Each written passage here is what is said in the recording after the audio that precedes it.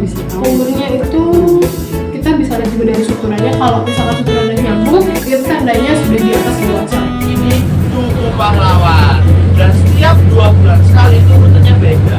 Bahkan hari Jumat, Sabtu, Minggu itu rutenya juga beda-beda. Jadi teman-teman bisa banget untuk mencoba rute-rute yang baru.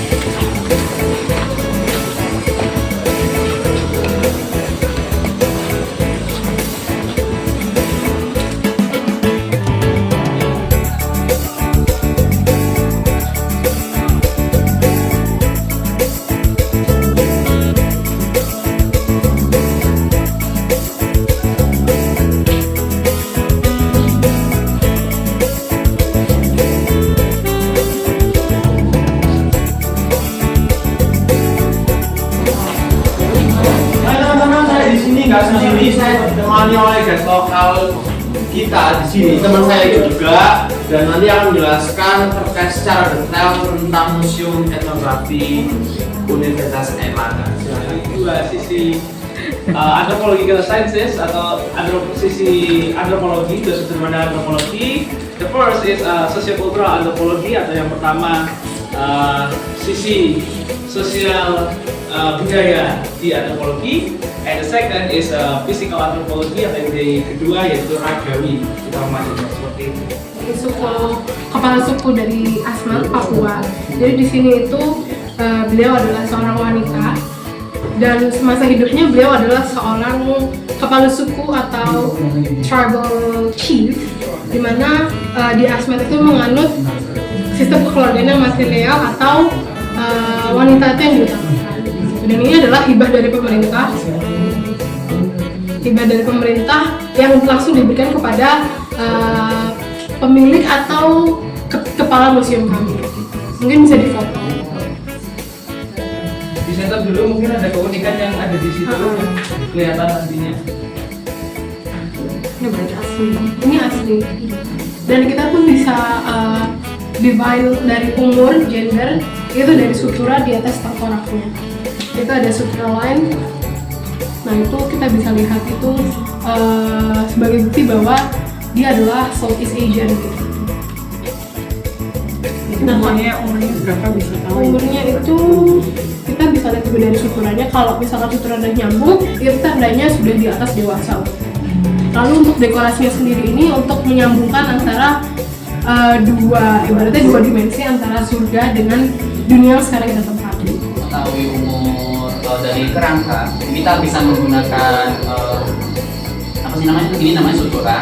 So we call it sutura. So sutura ini merupakan penggabungan dari kepala kita, karena waktu masih bayi, when we're still infant, our skull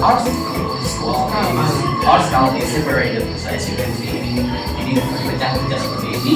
Nah, ketika kita tumbuh dewasa, it will merge. When we are in adult, it will get merged too and make a suture like this. So setelah beberapa tahun, sutura-sutura ini itu akan menghilang.